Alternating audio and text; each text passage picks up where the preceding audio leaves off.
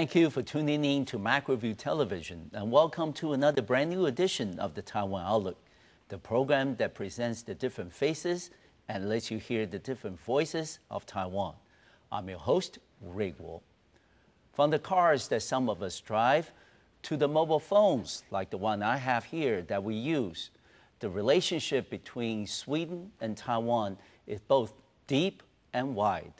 And on today's program, we're delighted to have Mr. Henrik Byström, who was the former representative of the Swedish Trade Council Taipei, to be here with us since he was the first foreign diplomat to be granted by our government the foreign residency status. Representative Byström, welcome to the program.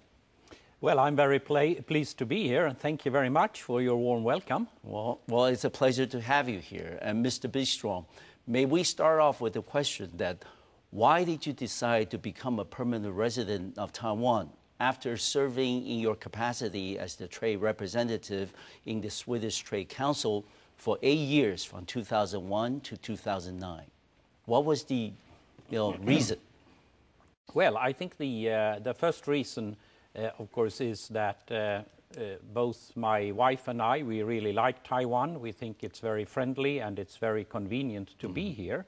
And in combination with the fact that we decided to make some changes in our life. Okay. I mean, I have had a varied career, you could say. I worked 17 years for Swedish multinational companies in various positions, mostly in Asia. Yes. Then I worked 17 years for the Swedish Trade Council, or the government, you can say. Yes. And then I've decided to work for myself, you can, Okay, and to continue in this part of the world, and to try to advise Swedish companies on various aspects of entering the Asian markets. So we decided to stay in Taiwan because it's very pleasant to be here. We really like it, but also because it's very convenient. It's conveniently located in the most dynamic part of Asia. Yeah, so you can easily travel to other parts of Asia. Yes. Very easily, and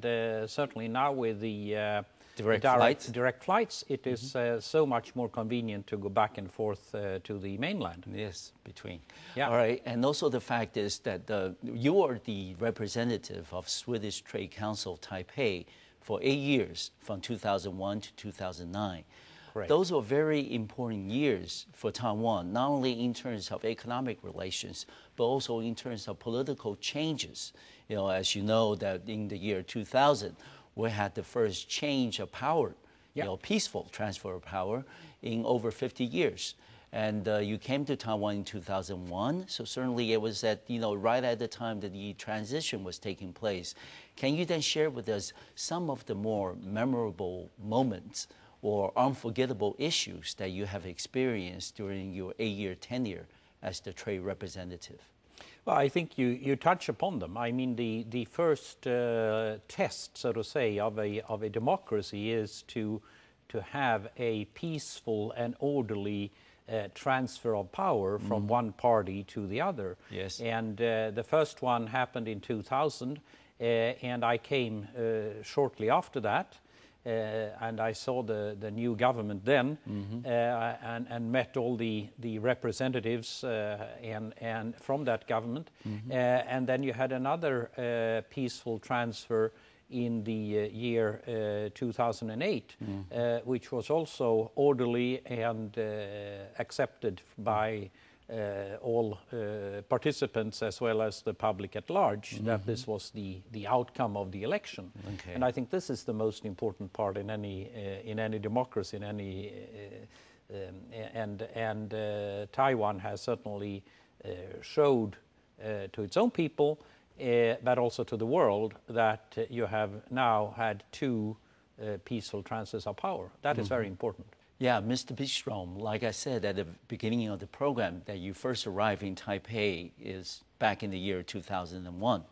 Now this year is 2011, so you have actually been here for about a decade, and there must have been a lot of changes, in Taiwan, not just in terms of economic relations, but certainly in terms of political changes that we've seen. For example, back in 2000, we had the first peaceful transfer of power in over 50 years. And in 2008, we had another peaceful transfer of power. So can you share with us, during the past decade, when you work both in and out of the government sectors, what was the difference that you've seen in Taiwan? What were some of the things that stayed the same, and what were some of the things that have changed tremendously? Well, I think you mentioned the peaceful transfer of power that has taken place in Taiwan, not once, but twice. Yes.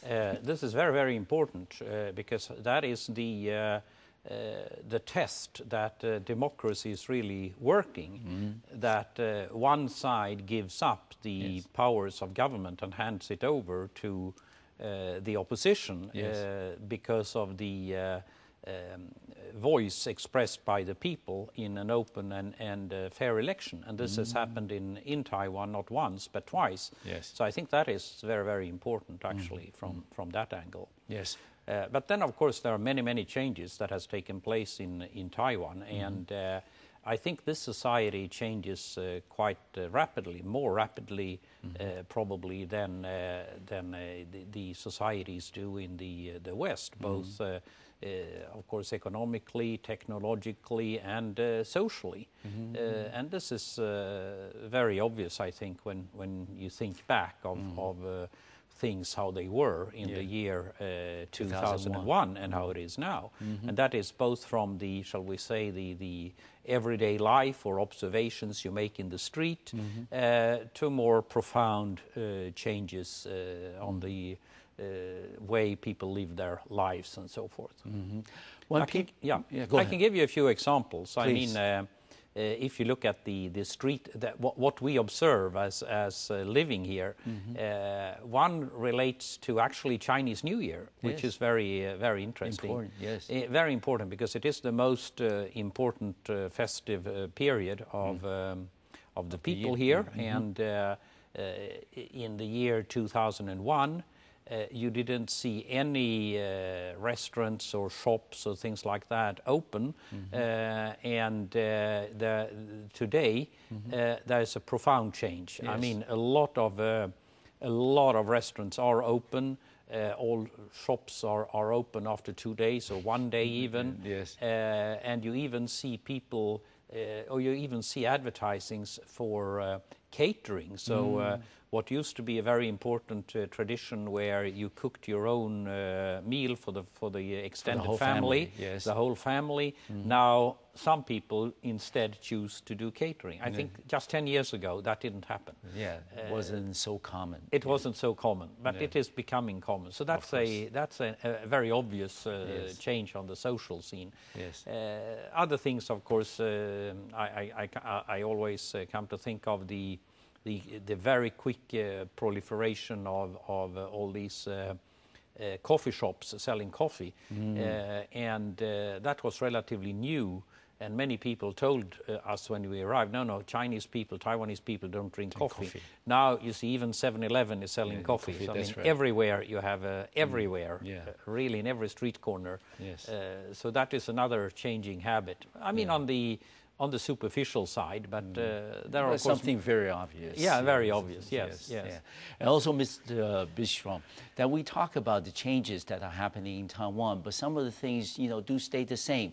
For example, people, especially foreign friends, when they come to Taiwan, they talk about, the lovely, scenery they see, and the, friendly people, and also the exotic food that they taste on the island. And especially for the people, Taiwanese hospitality is well known, has been well documented. And have you found that, especially you've been traveling, throughout Asia, many places, what were some of the characteristics that you've discovered about the people of Taiwan?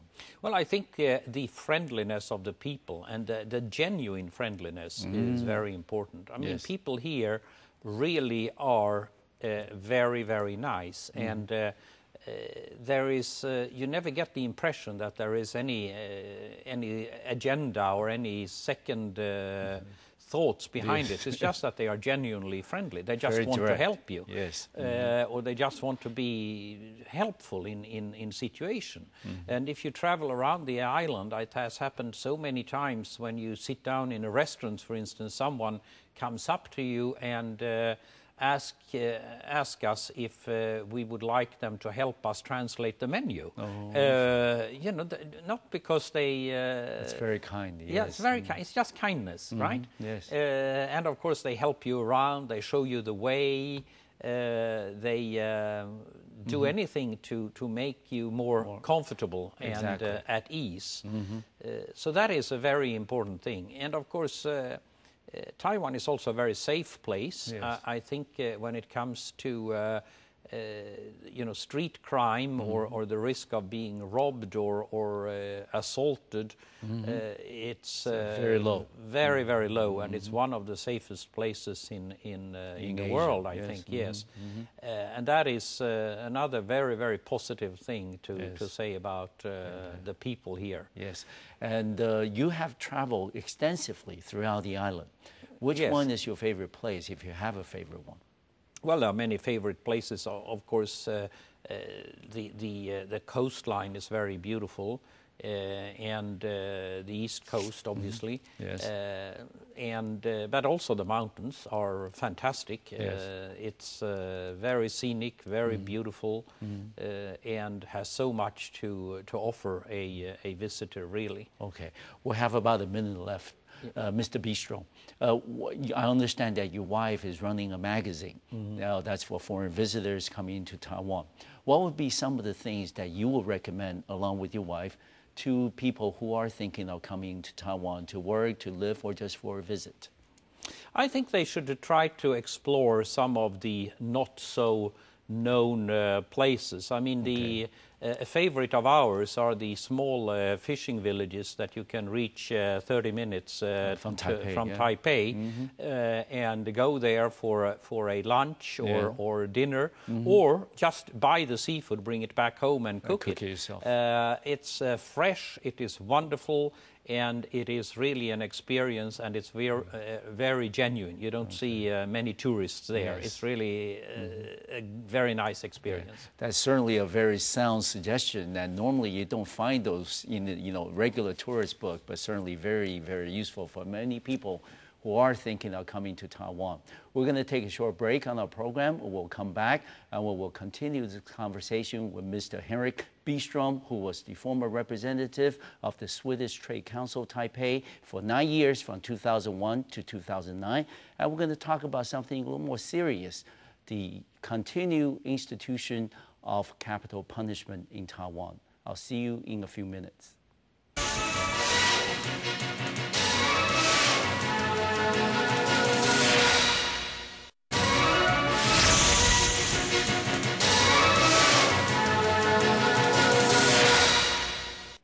Welcome back to the second segment of today's program here on the Taiwan Outlook. I'm your host, Ray Guo. We will continue our conversation with Mr. Henrik Byström, who was the former representative of the Swedish Council Taipei for 9 years, from 2001 to 2009. Mr. Byström, we understand that the issue of death penalty is something very serious, and of course it's been somewhat of a issue between European Union and Taiwan over the last few years. And can you share with us then, what is the predominant view in Europe today? What were some of the reasons given, to abolish capital punishment? Well, first of all, in Europe and in the European Union, the abolishment of the capital punishment or death penalty is even a precondition for joining. So it is actually not possible for any country to have death penalty and join the European Union, because it is considered a fundamental issue relating to human rights. So you're right, it is an issue that the European Union always stresses in its relations with other countries. And globally speaking, of course, the abolishment of death penalty is making progress. There are more than 90 countries today in the world that do not carry out capital punishment. And even among those who do, you can see the recent trend in the United States. It is going away from capital punishment. The number of executions is going down a lot. And just a few weeks ago, the state of Illinois became the 16th state to abolish it, along with the District of Columbia. So you could say 17 are not practicing it in the United States either. The first argument, I think, is that capital punishment is irreversible. And in all systems of justice, be it in Sweden, in Taiwan, or anywhere else, mistakes are committed. And we are all human, we make mistakes, and also the courts make mistakes. And just a few weeks ago, I read in the papers that President Ma paid his respects and conveyed an apology to the family of a wrongfully executed man. Yeah, serviceman. Serviceman, which shows that even in Taiwan it has been mistakes carried out. And I think that is a strong argument against capital punishment, because you can never reverse that. Bring right? it back. Yes. But the second thing is, of course, that extensive research has been made in Europe, in the European Union, and it is open for those who want to study it, that capital punishment does not have any, it's not a deterrent. There's been no evidence scientifically to show that serious crime increases after the abolition of capital punishment, and that it has had any deterring effect whatsoever. So the impact also on public opinion, we can say that before the abolition of capital punishment in many countries, there was a strong opinion favoring keeping it. But after the abolition and after a few years have gone by, it has been radically reversed. And today the public opinion within the European Union is strongly against reimposing it and against having capital punishment. Yeah, but Mr. Byström, there must have been a process by which that majority of the people in Europe thought that capital punishment should be abolished. Yes. And it wasn't something, I don't think, that people woke up, one day they're saying that we don't, do with this anymore. Right. But as, somebody who's been in Taiwan for about a decade now, you understand that the overwhelming majority on the island still prefer the institution of capital punishment. Right. And our president stated recently that for those who have been confirmed the capital punishment will be executed in order, in time, but there will be less and less cases of such a conviction in the future. So the fact of the matter is, there must have been some process or time or efforts needed for the public opinion in Taiwan to change, to support the abolishment of capital punishment. What are some of the possible lessons that we can draw from, in Taiwan, from countries in Europe like Sweden, that can change the public opinion and understand some of the factors that you just mentioned, the irreversibility and the no deterrence factors, that can convince more people in Taiwan, saying that, this is no longer the just punishment for, criminals of serious crimes. Well, I think if you look at the experience of Europe, one way have been to, for many of the European countries, have been to start with a moratorium. I mean, in other words, you don't carry it out. You have it on the books of the law for a while, but there is there's no execution. No execution. You don't implement it for a number of years, and then the public opinion will also become accustomed to that. We don't do that, and then of course it is a matter where the arguments against the capital punishment are put forward. And I think in many places, of course, the irreversibility. I mean, when you have cases which have been unjustly, people have been unjustly and wrongfully convicted for a crime they didn't commit and then executed. In most people's mind, I think that is a deep sentiment of the deepest kind of injustice any system can commit, right? Yes. Yeah. And as you probably also read in the news, that earlier in March, there were 5 cases of execution in Taiwan. And certainly, I think the European Union Council was very vocal about it, and they certainly expressed their strong opposition to the continued, execution in Taiwan. What is your personal view on this? And did you, regret that, the executions continue to take place in Taiwan? Well, I mean, I have expressed my opinion. I think that capital punishment is not in line with a modern system which observes the human rights, and the basic reasons, I think, are it's the irreversibility and that there is no deterrence. So I think I've said my opinion. Okay. Yes. Yeah. But let me ask you, though, from the other side of the same issue, from the families of the victims. Yeah. They had their loved ones, being the victim of a serious crime, and there might have been serious injury, or there might have been just, their lives were taken away. Yes. And of course, they suffered, a terrible loss in addition to, prolonged periods of grieving, the deceased. What are some of the remedies under the current, justification for the abolishment of capital punishment that we can give them, saying that, we're sorry for your loss, your loved ones, but, we should, do without capital punishment because of, these so many different factors. What would be something that you will say to the families of the victims? Well, I think it's very understandable, the reactions that you're saying, and I think they are universal. I think they apply in Taiwan as well as in Sweden or in other European countries.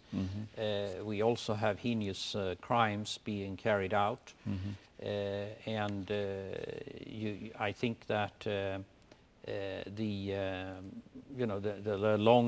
long-term imprisonment is what we resort to. Yes. And I think that is the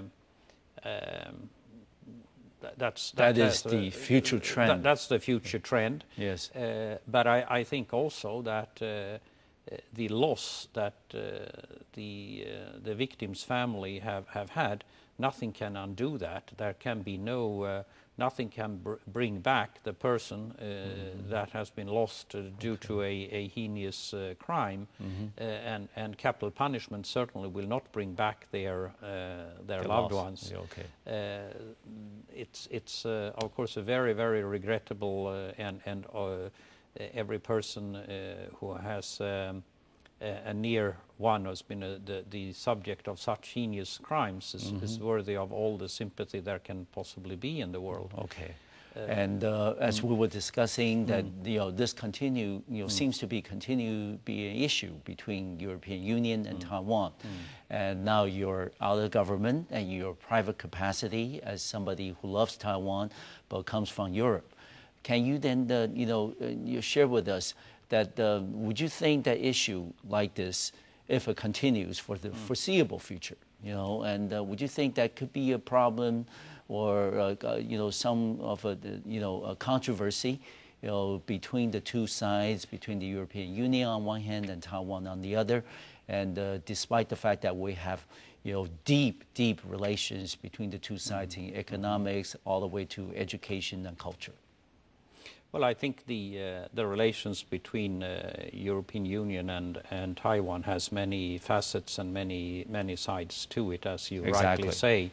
And I don't think necessarily that this issue should be linked to other issues. Okay. All right. But Certainly, the global trend is towards the abolition of capital punishment, and with the rise of democracy and the recognition of human rights around the world, we see more and more countries and more and more jurisdictions that are abolishing it, and I would expect Taiwan would eventually want to join the group of those who have abolished it. Then the rank of countries which is becoming smaller and smaller, which still practice it. It's not a list that you necessarily want to be on. Part of it. Yeah. Yes. All right. We're going to take another break on our program, and when we come back, we will continue this conversation with Mr. Henrik Byström, who was the former representative of Swedish Trade Council Taipei for 9 years, from 2001 to 2009. I'll see you in just a few minutes.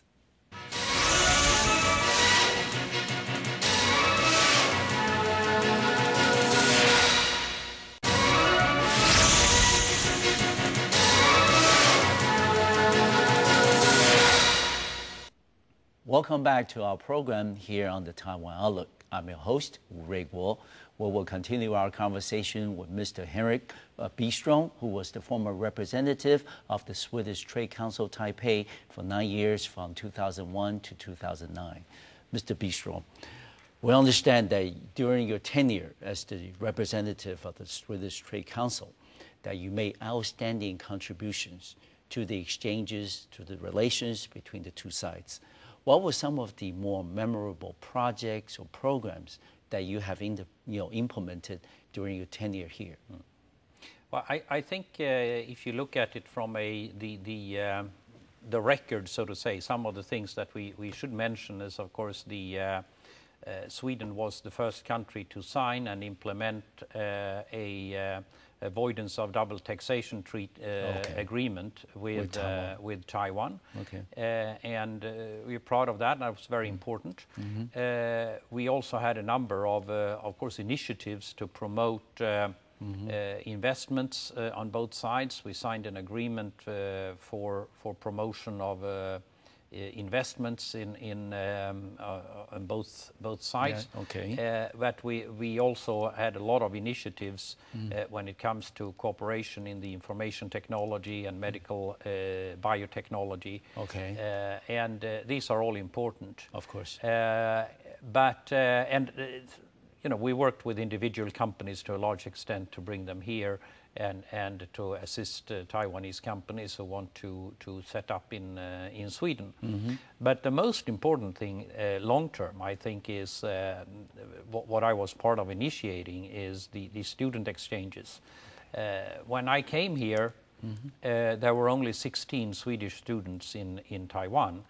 And now we have I think a couple of hundreds. I haven't seen the latest figure, but it certainly grew a lot because we started to initiate a number of cooperations and exchanges between universities on the two sides. I think long term for the economic relations, but also for the personal relations between the two sides, this is very important. And of course, it's reciprocal. So it's the number of students going from Taiwan to Sweden has increased in the same manner.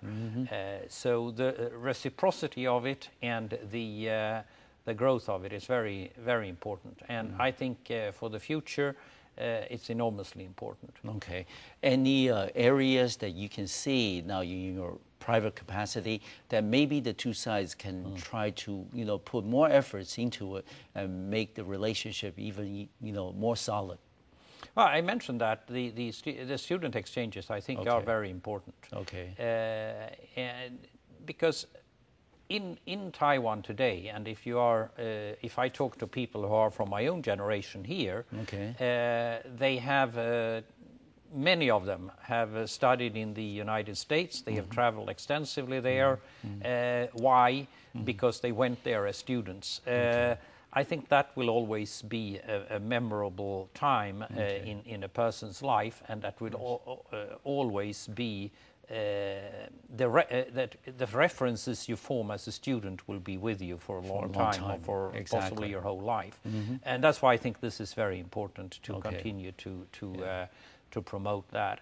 But obviously, I also think that other areas, such as cultural exchanges, that the exchanges in tourism, apart from, of course, the day-to-day business exchanges, are also very important to help companies, to assist them, to hold seminars, to try to have visibility in the media, and to point to the opportunity. Because let's face it, most companies in Sweden are not very knowledgeable about the opportunities in Taiwan, and most companies in Taiwan are not too knowledgeable about the opportunities in Sweden. So this is a continuous information, a continuous work where we have to go around and meet companies individually, but also, of course, collectively in seminars, in trying to form delegations, in trade fairs, and so forth. So we have to continue that work on in all fields. Because of all the outstanding contributions that you have made, for the relations between Sweden and Taiwan, that you were received, you were granted the economic medal by our Ministry of Economic Affairs, and also the Freedom Medal of Diplomacy by our Foreign Ministry. What was your reaction to the news when you were given those two outstanding awards? Well, obviously, I feel very proud. At the same time, humble. I mean, it's really touching to receive both these medals, and from the hand of the minister in both cases. And certainly, I feel very honored, and it's something that. That's also a majority of the reason, I suppose, that we want to make you a permanent resident of Taiwan. Well, thank you. Yes. And let's get back to the commercial side. We understand, as I said at the beginning of the program, we see many Swedish products in Taiwan, from the cars we drive, Volvo, furnitures we buy from IKEA, and also the cell phones we use, like, Sony Ericsson. And then these are many, just some of the successes that Swedish corporations have had in Taiwan. Can you share with us what are some of the shared, secrets that they have in terms of making themselves a success story in Taiwan, in the market, and becoming a name, not only recognized globally, regionally, but also in Taiwan, almost becoming household names? Well, I think that Sweden is a small country, and we have depended on our foreign trade a long time. And companies in Sweden have had to learn early how to go global to survive, because our local market is very small. In that way, we differ a lot from, you can say, US or Japan or China. So for that reason, I think Swedish companies have been rather good at going global very, very quickly. Then I think the second reason is that the companies you mentioned, and some others as well, of course, have been able to not only be innovative and develop good technology and good solutions, but also build a strong brand name that is associated with what they stand for. Of course. And brand names are very important in going global and building a global presence. Because in a globalized world, it becomes even more important, because it is very interesting that even though some Swedish brand names or some Swedish companies are not even in Taiwan yet, everybody knows about their brand. And I mean, IKEA is a global brand name. Everybody knows about IKEA, whether you have it next door or not. H&M is another such brand name. They are not yet in Taiwan. I believe they are coming, and I hope they are coming. But everybody here is asking me, when is H&M coming? So they have built a strong brand name, and of course so has Volvo, and so has Ericsson, so has Scania, and some others. This is extremely, extremely important. Okay. Then, of course, it's going about it in a professional manner and building a local presence, organization, the right people, base, and to handle the local market with respect and knowledge. with knowledge. There are no secrets there. I think that's the same. That's a shared universal. Universal, and. I would like to see more companies come here and make Taiwan a home and have a strong presence here. You mentioned a few. Yes, those are global names, and many companies have been successful here from Sweden, but there are many more who should come. Okay. And it goes vice versa, of course. Yes, so of Taiwanese companies going to Sweden as well. We only have a handful of Taiwanese companies in Sweden at this point, right?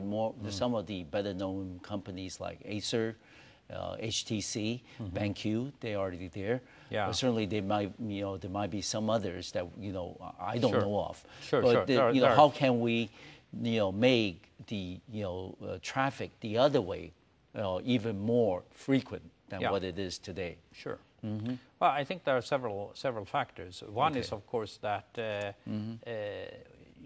when Taiwanese companies are building a R&D or knowledge-based business overseas, look at Sweden. That comes back to what I said earlier about the student exchanges. Yes. Today, I think the reaction is very often that if we need to set that up overseas, we go to the US.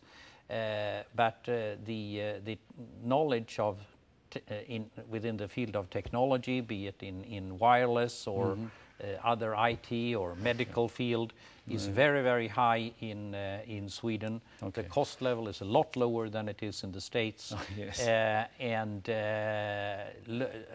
Look at Sweden as a possible option. Yes. And also for sales, service, marketing for Northern Europe, which is a very, very dynamic and high purchasing power area with a strong growth. Okay. But let's face it, Sweden is not an ideal location for Taiwanese companies to set up labor-intensive manufacturing. Yes. Then there are other locations where the labor cost is a lot lower and so forth. Okay. But for these areas in service, logistics, R&D, knowledge base, I think Sweden has a strong competitiveness against others. Competitive edge. All right, we're going to take our final break on the program today, and when we come back, we will continue our conversation with Mr. Henrik Byström, who was the former representative of Swedish Trade Council Taipei for 9 years, from 2001 to 2009. I'll see you in just a few minutes.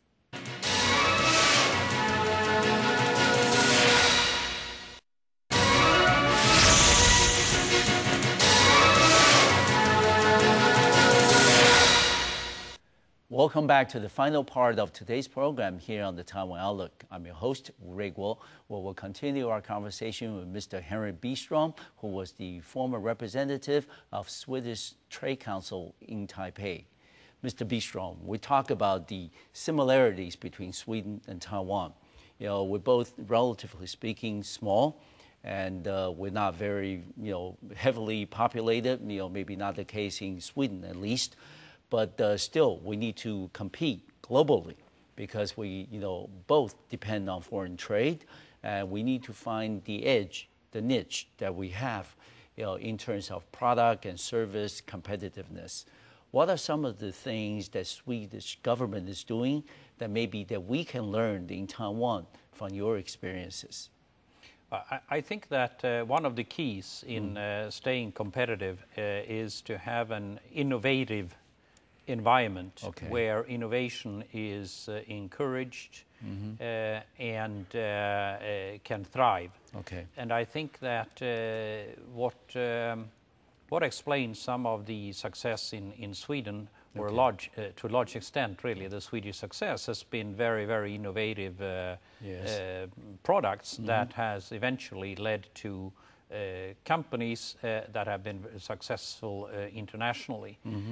You mentioned a few earlier, but there are many others, like the Tetra Pak, for instance, for the aseptic packaging, or the ball bearings with SKF, or the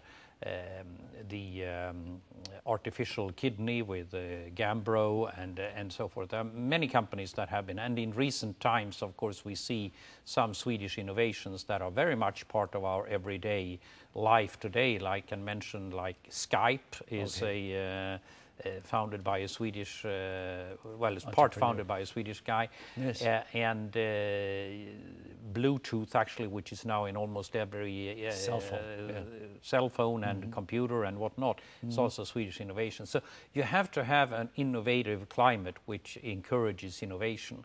And this has to do with the climate in the universities, the quality, and the climate to really innovate, freedom, and freedom, and link that with the entrepreneurs. I mean, don't create too big borders between what is corporate and what is the universities, but that you can quickly commercialize ideas. I think that's also very important. And then, of course, trying to understand the importance of building brands and business models around it. This has been, I think, some of the successful things in Sweden. Then I think we also tend to think that our model has its advantages, and it's a little bit different, I think, from what is the prevailing view in some other parts of the world. Because in the Swedish way of thinking has been that you encourage entrepreneurs and entrepreneurship by providing a safety net, which of course means that taxes will be relatively high. Because if you know that even if you fail, you will have a relatively decent life. You have health care for yourself and your family. University education for your kids is still assured. You don't put all those things at risk. Then you're more inclined to take the risks that it takes to start up a company and put in everything you have and really try to make it worth. Well, that's having that's to put in something for the Swedish experience and model also. And Mr. Byström, you now travel between China and Taiwan quite frequently, and you certainly have noticed the changes. Since the President Ma Ying-jeou came into office back in May of 2008, what do you foresee that will happen in cross-strait economic relations in the coming years in your private capacity?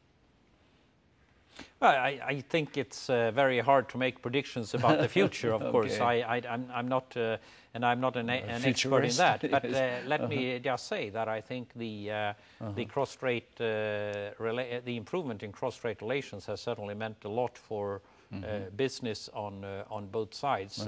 And of course, you mentioned the flights, but the integration that is ongoing seems to be very, very strong, and a very strong trend that benefits the both sides, and the enormous opportunity that the Chinese market presents can now fully be explored by Taiwan with its excellent entrepreneurial spirit, and all the companies and the very good also finding the niche. Finding a niche in the market. I think this is very important for Taiwan. And we know that when we talk about your experiences in China, in Taiwan, and of course back home in Sweden, we're looking at in the future the Taiwan after the the integration with China economically, that certainly Taiwan would like to become more of a regional player. Not only in terms of commercial opportunities, but also in terms of what we call soft power. Yes. What can you then suggest as a resident of Taiwan for a decade now, that how can we promote ourselves a little better? Let people know, for example, you said that a lot of people back home may not know much about Taiwan. How can we do more, besides tourism, but try to make Taiwan better known around the world, including people back home in Sweden? Yeah, I think that's very crucial, Yes. very, very important. And it's all about brand building. I mean, you have to build not only the corporate brands of Taiwan, Yes. but also the Taiwan brand. Yes. And you have to work out a strategy. What do you want to be known for? What does Taiwan stand for? And there are lessons to be learned, and looking at how others have had a very successful brand building, and you have a lot that you can really focus on. It's we mentioned the quality of life, the location, the cost level, and the beauty of the place, but also combine that with the knowledge base here and the especially the very high quality of engineers and technical know-how that you have here, and that should be attractive for foreign companies. And to come here. It's just that you have to promote it and build a long-term brand building exercise. I think this is what it's all about. Okay. Finally, for our program today, Mr. Byström, our program is broadcast around the world, so there are many people watching now and listening to you, somebody who's been in Taiwan for about a decade, 10 years now, and now a permanent resident of Taiwan. What would be your recommendation to them if they are thinking of coming to Taiwan to work, to live, or just to come here for a visit as a tourist? What would be your recommendation? How can they better prepare themselves? Well, I think prepare, read about Taiwan, look up what is available. But the most important thing is just come here. You'll learn a lot. You'll see a lot. You'll discover a wonderful place that is not so well known around the world, unfortunately. But it's one of the best and friendliest places you can visit or choose to live in or work in. So by all means, come here. Okay. Yeah. Thank you very much for that very kind recommendation. I certainly want to wish you all the best in your personal and professional endeavors in the future. And thank you for being on the program today. Thank you very much. I enjoyed it. Yeah, I certainly enjoyed it myself. Thank you. I want to thank you for watching our program today. I'll see you next time on MacroView Television. Thank you very much. Thank you.